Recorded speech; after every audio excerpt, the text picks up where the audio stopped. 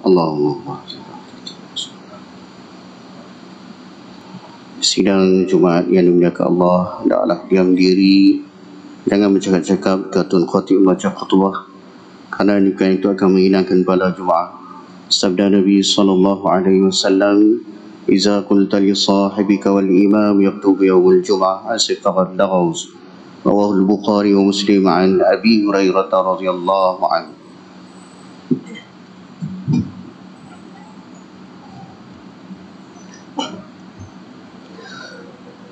Alhamdulillahil qail innamal mu'minun allazina amanu billahi wa rasulih thumma lam yartabu wa jahadu bi amwalihim wa anfusihim fi sabilillah ulaika humus shadiqun. Ashhadu an la ilaha illallah wahdahu la syarika lah wa ashhadu anna Muhammadan abduhu wa rasuluh. Allahumma salli wa sallim wa barik ala sayyidina Muhammadin zati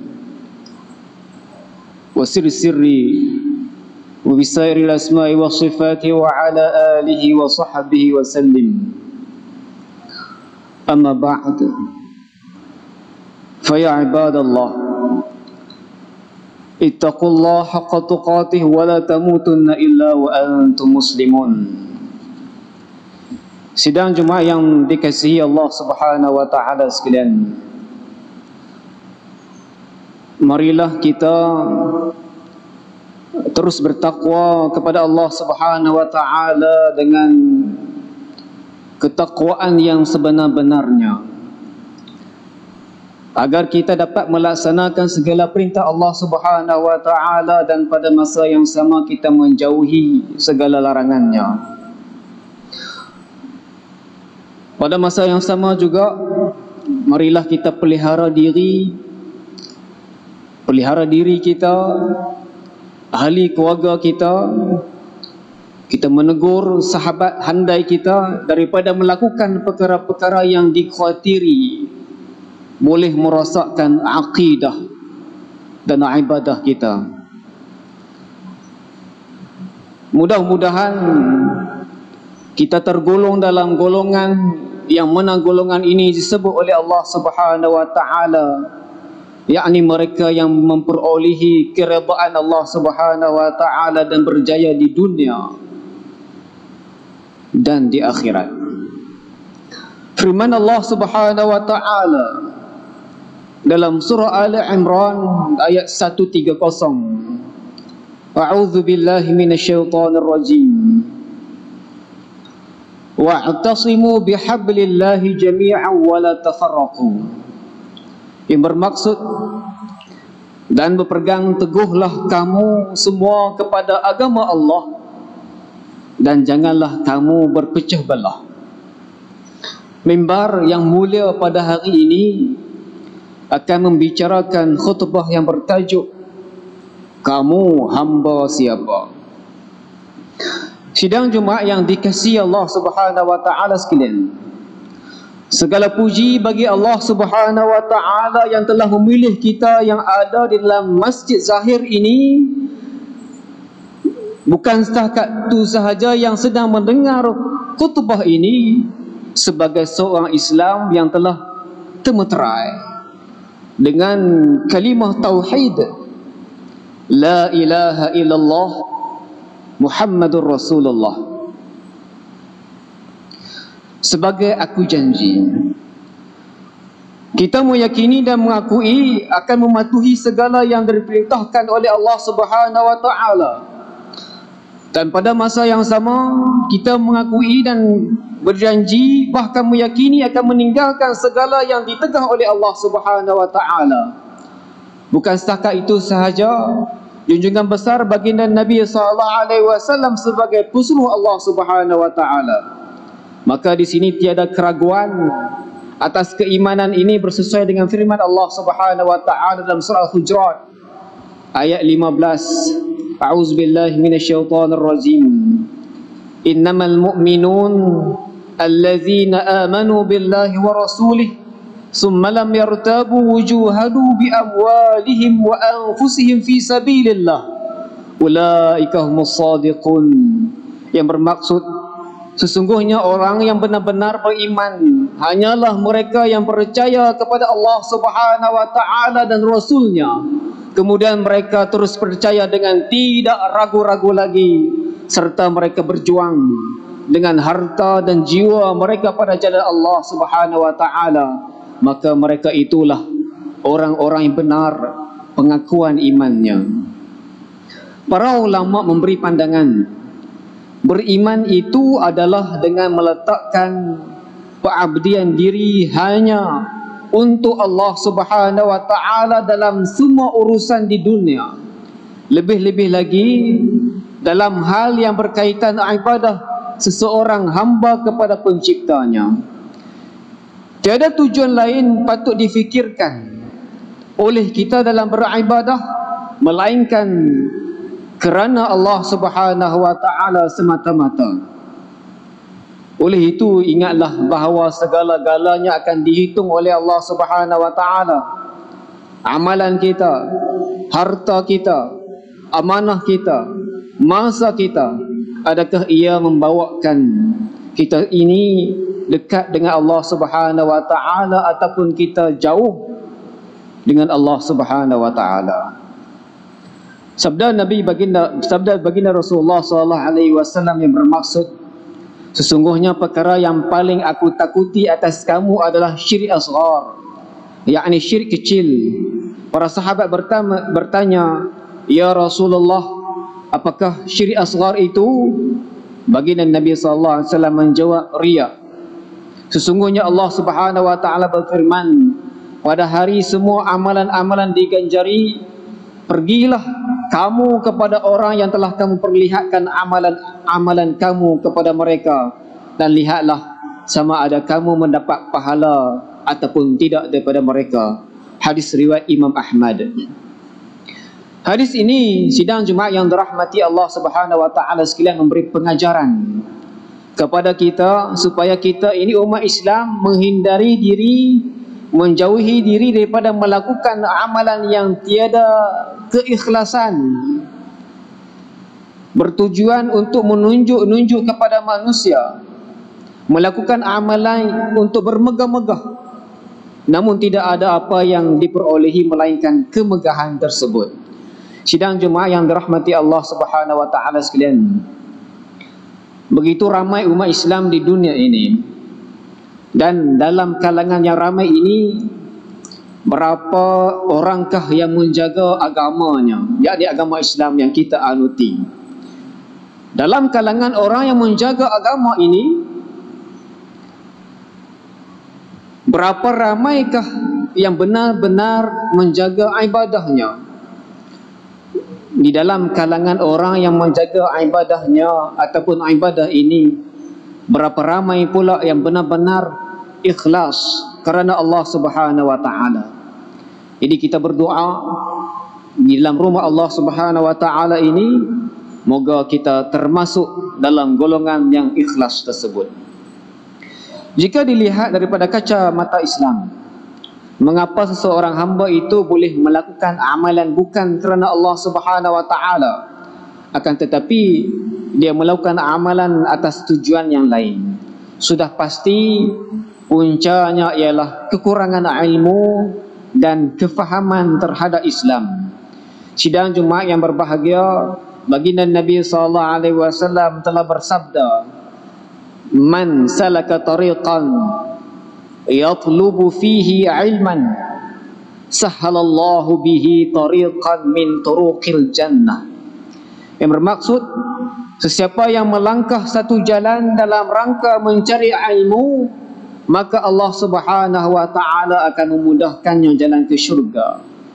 Hadis riwayat Ibnu Majah dan Abu Dawud.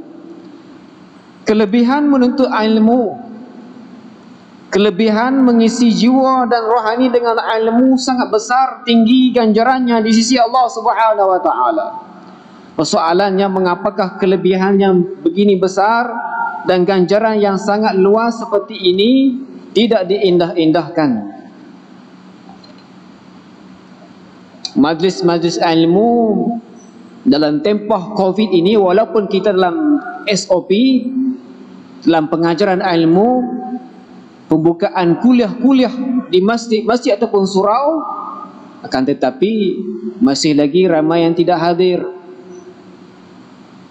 SOP telah dikeluarkan, duduk dalam keadaan jarak fizikal 1 meter, memakai mask, bawa sajadah sendiri, mengambil air wuduk di rumah. Akan tetapi masih lagi leka. Kalau di pasar raya boleh keluar, di Aman Sentral boleh pergi, pasar malam boleh pergi, pasar pagi boleh pergi. Akan tetapi menuntut ilmu di masjid hanya berapa kerat sahaja. Jadi kita membiarkan tiang-tiang masjid menjadi juara menuntut ilmu. Cicak-cicak yang ada mungkin akan menjadi tokoh ulama masa depan. Membiarkan rumah Allah Subhanahu wa taala sunyi. Persoalannya, adakah itu ciri-ciri hamba Allah Subhanahu wa taala yang kita bincang awal tadi? Akan tetapi pada masa yang sama, dalam kita mengejar harta dunia, kita sanggup keluar awal sebelum terbit fajar, pukul 3 pagi, 4 pagi keluar, dan pulang ketika gelap malam. Bukanlah salah kita mencari rezeki, mengumpul harta. Akan tetapi kadang-kala kita tidak mengimbangi dengan adil. Jika diberi ganjaran harta kepada sesiapa yang hadir ke masjid atau hadir ke masjid majlis ilmu, pasti ramai yang akan hadir. Adakah kita masih menganggap contoh-contoh tadi, ataupun kita masih menganggap peristiwa tersebut, keadaan tersebut, kita ini hamba Allah Subhanahu wa taala? Jadi hari ini, ayuh, marilah jemaah sekalian, kita penuhi ruang-ruang yang ada dalam masjid, ruang-ruang yang ada di dalam surau, dalam majlis-majlis ilmu, agar Allah Subhanahu wa taala mengurniakan kepada kita kelebihan ilmu dan berikan kepada kita semua hati yang benar-benar beriman kepada Allah Subhanahu wa taala. Firman Allah Subhanahu wa taala dalam surah Ali Imran ayat 18, A'udzubillahi minasyaitonir rajim. Syahidallahu annahu la ilaha illahu. Syahidallahu annahu la ilaha illa huwa wal malaikatu wa ulul ilm iqaman bil qist. La ilaha illa huwal azizul hakim. Yang bermaksud, Allah Subhanahu wa taala menerangkan kepada sekalian makhluknya. Allah Subhanahu wa taala telah memberitahu kepada sekalian makhluk ciptaannya dengan dalil-dalil dan bukti bahawa tidak ada Tuhan yang lain yang berhak disembah melainkan Dia. La ilaha illahu, yang sentiasa mentakbir seluruh alam dengan keadilan, dan malaikat-malaikat serta orang-orang yang berilmu mengakui dan menegaskan juga yang sedemikian. Tidak ada Tuhan yang berhak disembah melainkan Dia yang maha kuasa lagi bijaksana. Imam Ahmad meriwayatkan daripada baginda Nabi SAW yang pernah membaca ayat yang dibacakan tadi dan bersabda, dan terhadap hal itu aku termasuk orang-orang yang beri kesaksian, ya Tuhanku. Sidang Jumaat yang dirahmati Allah Subhanahu wa taala sekalian, mengakhiri khutbah pada hari ini, marilah kita sama-sama mengimarahkan rumah-rumah Allah Subhanahu wa taala. Jangan biar rumah Allah Subhanahu wa taala kosong berbanding tempat-tempat yang sering, yang saban hari kita keluar untuk memenuhinya. Kita jangan biarkan surau-surau, terutamanya dalam waktu-waktu adanya majlis ilmu. Alangkah bahagianya mereka yang dalam hatinya sentiasa merindui nak main, nak hadir ke masjid dan majlis-majlis ilmu, kerana sudah pasti hati mereka itu dekat kepada Allah Subhanahu wa taala. Kesimpulan dan pengajaran khutbah pada hari ini yang pertama, tujuan manusia diciptakan, tujuan kita diciptakan oleh Allah Subhanahu wa taala untuk beribadah kepada Allah Subhanahu wa taala dengan ibadah yang sebenar-benarnya. Yang kedua, kita lakukan amalan hanya kerana Allah Subhanahu wa taala. Tidak ada sifat riya, tidak ada sifat ujub, tidak ada sifat sombong. Yang ketiga, ilmu sangat penting dalam perjalanan seorang hamba di atas muka bumi ini. Kerana dengan ilmu manusia akan mengenali Allah Subhanahu wa taala. Yang keempat, marilah kita imarahkan masjid-masjid, surau-surau, dan jangan biarkan lenggang tanpa penghuni. Dan yang terakhir, jadilah hamba Allah Subhanahu wa taala. Marilah kita jadi hamba kepada Allah Subhanahu wa taala, bukan kepada hamba selain daripada Allah Subhanahu wa taala. A'udzubillahi minasyaitonir rajim. Ya ayyuhallazina amanu ruk'u wasjudu wa'budu rabbakum waf'alul khair la'allakum tuflihun. Barakallahu li wa lakum fil Qur'anil azim wa nafa'ani wa iyyakum bima fihi minal ayati wa dzikril hakim wa taqabbala minni wa minkum tilawatahu innahu huwas samiul alim. Aqulu qawli hadza wa astaghfirullahal azim li wa lakum wa lisairil muslimina wal muslimat wal mu'minina wal mu'minat fastaghfiruh faya fawzal mustaghfirin wa ya najatat taibin. اللهم صل وسلم زد وأدم وأنعم وتفضل وبارك بجلالك وكمالك على سيد عبادك وأشرف عبادك أبي القاسم سيدنا ومولانا محمد وعلى آله وصحبه وسلم. رضي الله تبارك وتعالى عن كل الصحابة أجمعين.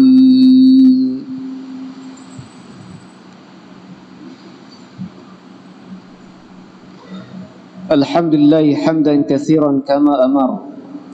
أشهد أن لا إله إلا الله وحده لا شريك له وأشهد أن سيدنا محمدا عبده ورسوله. اللهم صل وسلم وبارك على سيدنا محمد النور الذاتي وسر السر وفي سائر الأسماء والصفات وعلى آله وصحبه وبارك وسلم. أما بعد، فيا عباد الله، فإني أوصيكم ونفسي بتقوى الله فإني أوصيكم ونفسي بتقوى الله العلي العظيم فاتقوه لعلكم تفلحون. اتقوا الله من سماع اللغو وفضل الخبر وانتهوا عما نهاكم عنه وزجر. فقال الله تعالى: أعوذ بالله من الشيطان الرجيم. يا أيها الذين آمنوا اتقوا الله ولتنظر نفس ما قدمت لغد واتقوا الله إن الله خبير بما تعملون. واعلموا أن الله أمركم بأمر عظيم، أمركم بالصلاة والسلام على نبيه الكريم. فقال الله تعالى: إن الله وملائكته يصلون على النبي يا أيها الذين آمنوا صلوا عليه وسلموا تسليما. اللهم صل وسلم على سيدنا محمد وعلى آله وأصحابه أجمعين. وارض اللهم عن الخلفاء الراشدين ساداتنا أبي بكر وعمر وعثمان وعلي وعن بقية الصحابة والقرابة والتابعين ومن تبعهم بإحسان إلى يوم الدين. اللهم اغفر المسلمين والمسلمات والمؤمنين والمؤمنات الأحياء منهم والأموات إنك سميع قريب مجيب دعوات يا قاضي الحاجات يا رب العالمين. اللهم اجعل هذا بلد آمنا مطمئنا.